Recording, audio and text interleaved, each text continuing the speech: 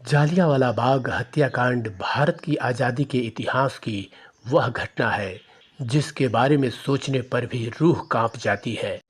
13 अप्रैल 1919 को यह दुखद घटना घटी थी जब पंजाब के अमृतसर में स्वर्ण मंदिर से कुछ ही दूर स्थित जालियांवाला बाग में निहत्थे मासूमों पर कत्ले आम हुआ था। अंग्रेजों ने निहत्थे भारतीयों पर अंधाधुंध गोलियां चलाई थीं। मित्रों, यह घटना क्यों, कैसे और उसके बाद क्या हुआ, यह हम जानेंगे। वीडियो में आगे बढ़ने से पहले अगर आपने हमारे चैनल को सब्सक्राइब नहीं किया है तो अवश्य कर लें और बेल आइकन दबाना ना भूलें। ब्रिटिश सरकार द्वारा भारत की क्रांति को कुचलने के लिए रॉलेट एक्ट लागू किया गया था। ब्रिटिश सरकार के अध्यक्ष सर सिडनी रॉलेट की अध्यक्षता में रॉलेट एक्ट बनाया गया। इस कानून की कुछ मुख्य बातें इस प्रकार थीं: प्रेस पर पूर्ण नियंत्रण, बिना वारंट की गिरफ्तारी और बिना मुकदमे के लंबे समय तक कारावास। इस कानून के विरोध में लोगों का आक्रोश बढ़ गया और लोग बेचैन हो उठे। 1919 की अंग्रेजी हुकूमत के विरुद्ध प्रदर्शनकारियों का जोश बढ़ता जा रहा था। देश के अधिकांश शहरों में 30 मार्च और 6 अप्रैल को देशव्यापी हड़ताल का आह्वान किया गया। हालांकि इस हड़ताल का सबसे ज़्यादा असर पंजाब के ही अमृतसर, लाहौर और जालंधर शहर में देखने को मिला था। 9 अप्रैल रामनवमी के दिन लोगों ने एक मार्च निकाला। रामनवमी के मौके पर निकले इस मार्च में हिंदू तो थे ही, साथ ही मुस्लिम भी शामिल हुए। मुसलमानों ने तुर्की सैनिकों जैसे लिबास पहन रखा था।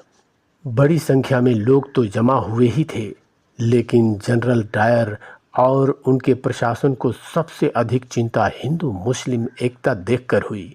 किसी भी विरोध को कुचलने के लिए हमेशा आतुर रहने वाला पंजाब के गवर्नर डायर ने उसी दिन अमृतसर के लोकप्रिय नेताओं डॉक्टर सत्यपाल और सैफुद्दीन को अमृतसर से निष्कासित करने का फैसला लिया और ठीक उसी दिन गांधी को भी पंजाब में घुसने नहीं दिया गया और पलवल वापस भेज दिया गया।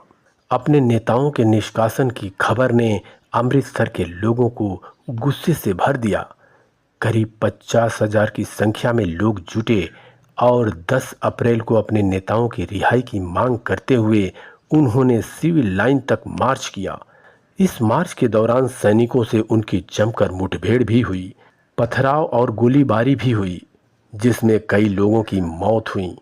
गुस्साई भीड़ शहर तो आ गई, लेकिन उनके अंदर हलचल मची हुई थी। उन्होंने बैंक, रेलवे स्टेशन और चर्च में तोड़फोड़ शुरू कर दी, जिसमें 5 गोरे, 3 बैंक कर्मी और 1 रेलवे गार्ड मारा गया। इस हिंसक आंदोलन का नेतृत्व मुख्य तौर पर हिंदू, मुस्लिम, खत्री और कश्मीरी मुसलमान कर रहे थे। ठीक उसी दिन जालंधर के ब्रिगेडियर जनरल रेगिनाल्ड डायर को आदेश दिया गया कि वह इन हिंसक घटनाओं को संभालने के लिए फौरन अमृतसर पहुंचे। उन दिनों गांधी अपने अहिंसक प्रयासों से अंग्रेजों की सत्ता को चुनौती दे रहे थे। रॉलेट एक्ट सत्याग्रह के बाद पंजाब में कुछ आंदोलनकारी हिंसक हो गए थे। यहाँ ब्रिटेन सरकार की रवैया काफ़ी क्रूर था। लोगों को तरह तरह की यातनाएं दी जा रही थीं। फिर आई वह तारीख जिसने स्वतंत्रता के लिए चलाए जा रहे आंदोलन की दिशा ही बदल दी। इस तारीख ने अंग्रेजों के चेहरे से वो आखिरी नकाब को भी हटा दिया जिसके पीछे छुपकर वो सभ्यता का पाठ पढ़ाने का झूठा दावा किया करते थे। प्रशासन को हाथ में लेने के बाद तुरंत ही जनरल डायर ने जनसभा करने और लोगों को इकट्ठे होने पर रोक लगा दी। पंजाब में बैसाखी त्योहार का समय था। जगह जगह मेले का आयोजन किया गया था। 13 अप्रैल 1919 को पंजाब के अमृतसर में जालियांवाला बाग में एक सभा का आयोजन किया गया।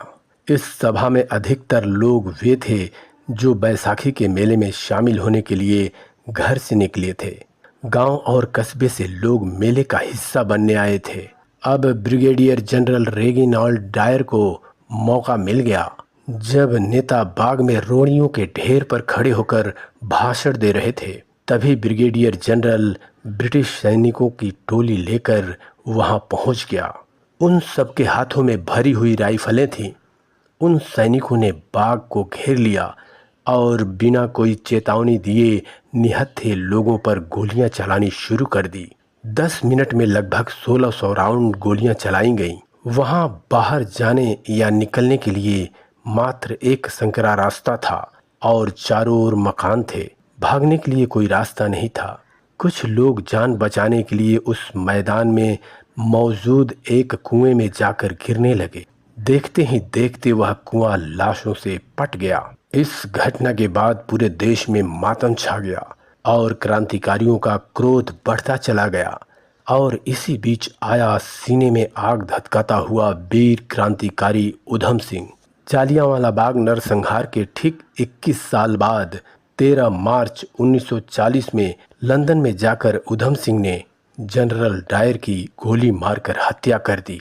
इस प्रकार जालियांवाला बाग नरसंहार का बदला उधम सिंह ने जनरल डायर से ले ली, जिसके बाद उन पर मुकदमा चला और 31 जुलाई 1940 को सरदार उधम सिंह को फांसी दे दी गई और वो अमर हो गए। प्रिय मित्रों, हमारे इतिहास की यह जानकारी अच्छी लगी हो तो कमेंट और सब्सक्राइब करना न भूलें।